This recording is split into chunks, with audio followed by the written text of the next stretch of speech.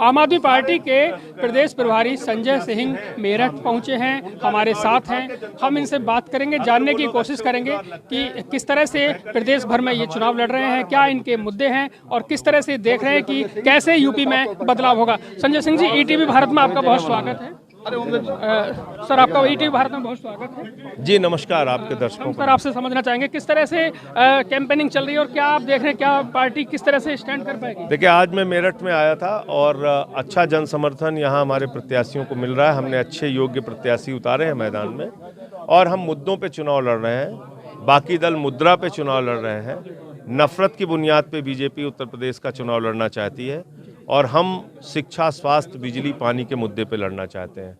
आज जो देश का बजट आया है उसने भी बताया कि बीजेपी आम आदमी की पार्टी नहीं, ये पूंजीपतियों की पार्टी है, उद्योगपतियों की पार्टी है। उन्हीं के पक्ष में खड़े हैं। न कर्मचारियों को टैक्स में राहत दी, न किसानों को एमएसपी की गारंटी के हिसाब से प्रावधान किया बजट में। और इस बजट में एक चीज़ और साफ हो गया कि ये देश को बेचने वाली पार्टी है।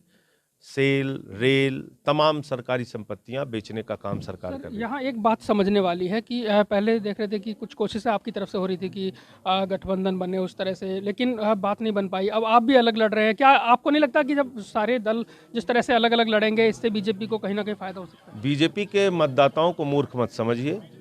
वो भी बेचारे भ्रष्टाचार से पीड़ित हैं, गुंडागर्दी से पीड़ित हैं, बेरोजगारी से पीड़ित हैं, किसानों को मवाली कहा गया है। वो सब बीजेपी के समर्थक थे पिछली बार। इस बार बीजेपी के खिलाफ वोट देंगे। सरकार के कामकाज को किस तरह से देख रहे हैं और जिस तरह से लगातार प्रचार बीजेपी कर रही है? सरकार मैं तो कहता रहा हूँ, ये मनहूस पार्टी है, इसको हटाना होगा। पिछली बार इन्होंने कहा शमशान कब्रिस्तान, गांव-गांव में शमशान कब्रिस्तान बन गया कोरोना में। फिर आज मैं सुन रहा हूँ शमशान कब्रिस्तान शुरू कर दिया बाबा जी ने। फिर वही हालात पैदा हो जाएंगे। इन लोगों की जमानतें जब्त करानी पड़ेगी। जयंत सिंह ने कहा है कि वो कोई चवन्नी नहीं है जो पलट जाए।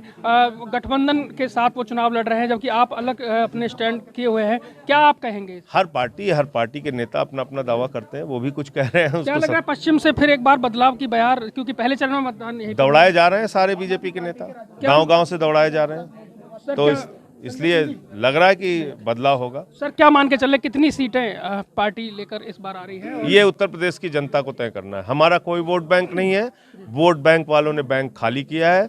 जिसको 300 यूनिट बिजली फ्री चाहिए वो हमारा वोट बैंक, जिसको अच्छी शिक्षा चाहिए वो हमारा वोट बैंक, जिसको रोजगार चाहिए वो हमारा वोट बैंक, जिसको फसल का दाम चाहिए वो हमारा वोट बैंक, जिसको व्यापारियों की सुरक्षा चाहिए वो हमारा वोट बैंक, जिसको माताओं बहनों का अधिकार चाहिए वो हमारा वोट। सर, देश के गृह मंत्री खुद कैराना की गलियों से प्रचार कर रहे हैं और लगातार देख रहे हैं कि जो पार्टी के जो हाईकमान है पूरा का पूरा वेस्टर्न यूपी पर इनका फोकस है। अरे वो तो मुगल घुट्टी पिए हुए हैं भाई, मुगल घुट्टी 555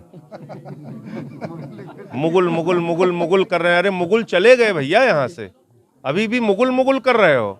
मुगल गए यहाँ से। जिन्ना की बातें हो रही हैं। मैं वही तो कह रहा हूँ, मुगल तो चले गए यहाँ से। अभी मुगली घुट्टी 555 पी रहे हो। 1.5 साल में बच्चा पीना बंद कर देता है, वही पी रहे हो तुम। आपका पहला चुनाव है यूपी में, क्या आप इसे लिटमस टेस्ट की तरह ले रहे हैं या मतलब आप मान के चल रहे हैं कि इससे जो है ये उत्तर प्रदेश की जनता को तय करना है। मैं फिर कह रहा हूँ, वोट बैंक का हमारा कोई दावा नहीं है। ऐसी कोई पार्टी मिलेगी आपको?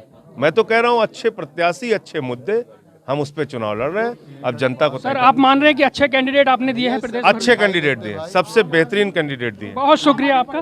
तो ये थे हमारे साथ आम आदमी पार्टी के प्रदेश के प्रभारी संजय सिंह, जिन्होंने बताया कि पूरी मजबूती से पार्टी चुनाव लड़ रही है। साथ ही उन्होंने यहाँ पर योगी सरकार पर भी निशाना साधा है। श्रीपाल तेवतिया, ईटीवी भारत, मेरठ।